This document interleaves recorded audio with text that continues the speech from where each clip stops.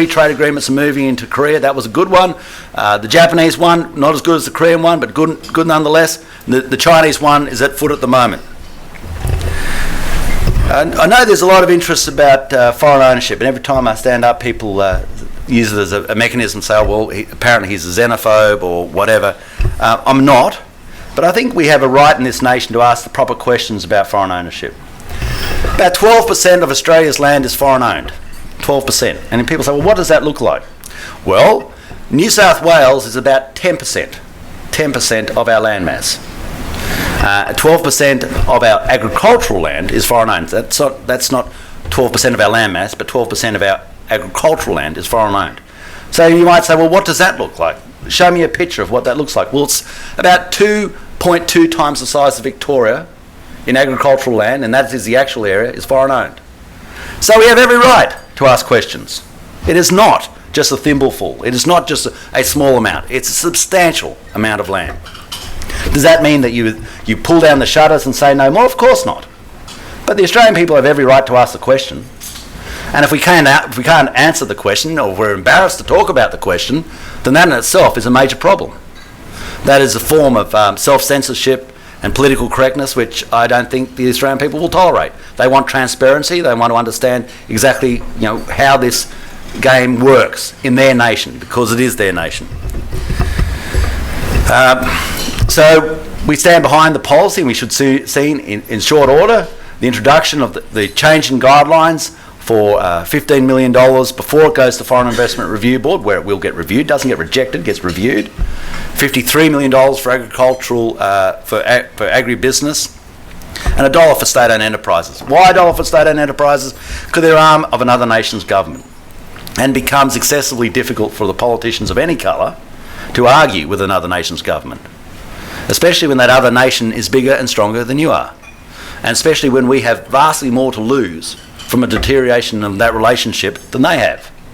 I mean, it's just foolish to think that any relationship just will work by Queensberry rules. It doesn't. It's a tough old game out there, and people will exploit any advantage they can possibly get. So the trick for your nation is try not get your nation into that position where that happens.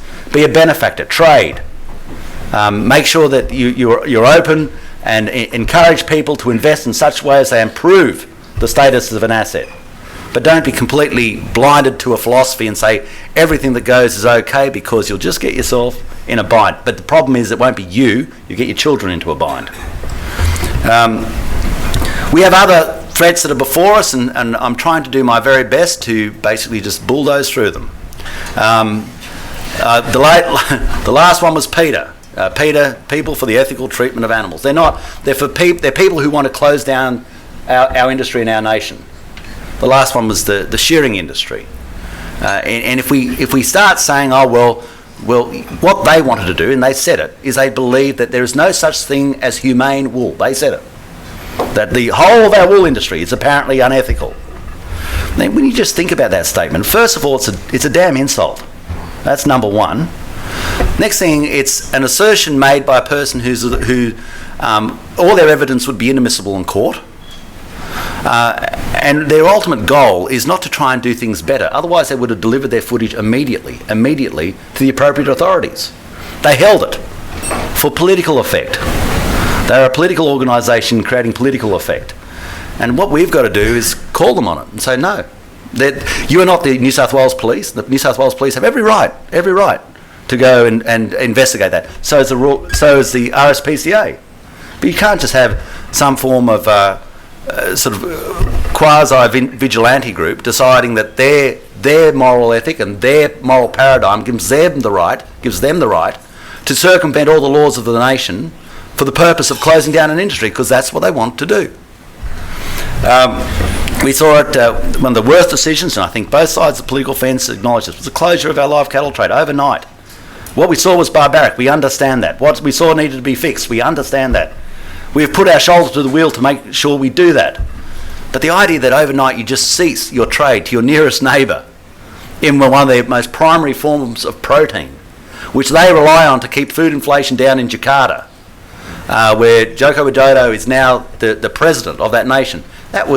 You couldn't have done something more silly It was just not possible, but we did it. We did it. Every country has a time where it goes off its head, and we had our little time then. And this is where we have to go back and mend all these bridges to get these relationships going and get the product moving again.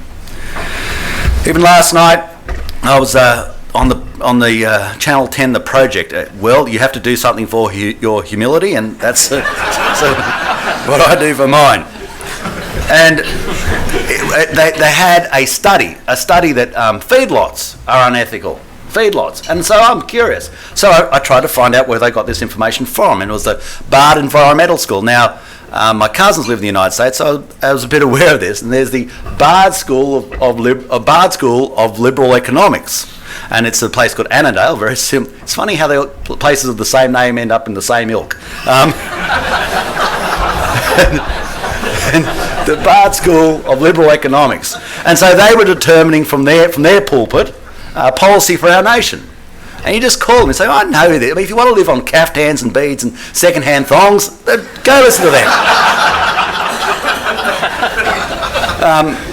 I said, I bet you, if you look below the table where you are now, and I can't see them, I can just hear they sound like well-dressed ladies over the earpiece. I said, I bet you're looking down at Jimmy Choo shoes and Hermes Merton bags and things like that, and you can only get them you can only get leather if something dies. It's just not possible to put it on your feet while still alive.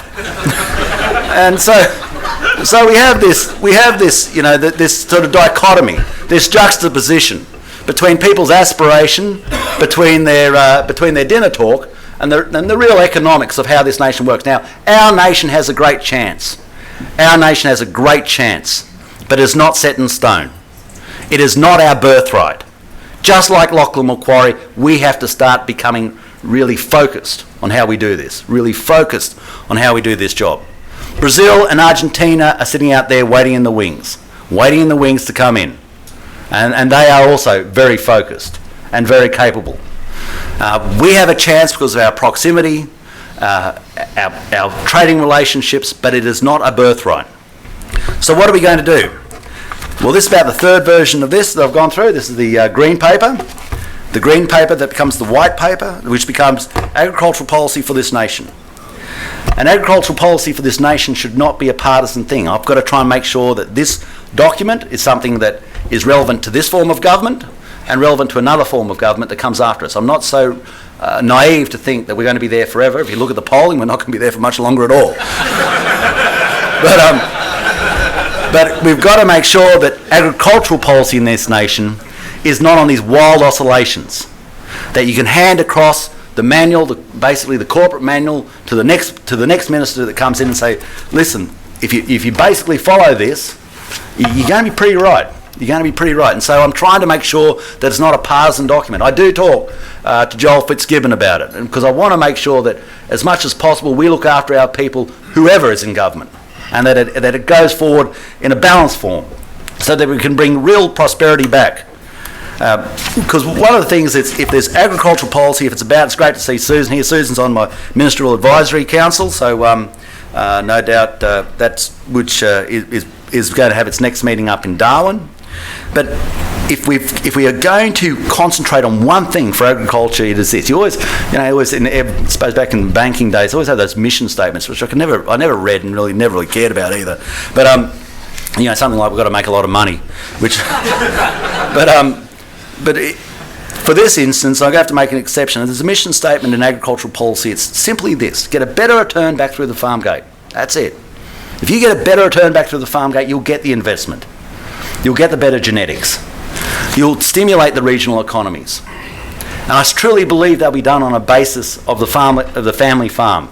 I truly believe that the family farm is still the most fundamental unit of economics in regional Australia, because it has the capacity to deal with the slings and arrows of outrageous economic fortune and to survive into the long haul, and also is an expectation of the Australian people that their land will be owned by their people.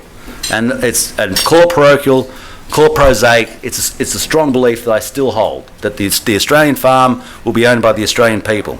Anyway, that's about it. Thank you very much for entertaining me, and now with questions I'm sure I'm going to entertain you. It's been a great pleasure to be here. I look forward to answering your questions as best I can. All the best and God bless.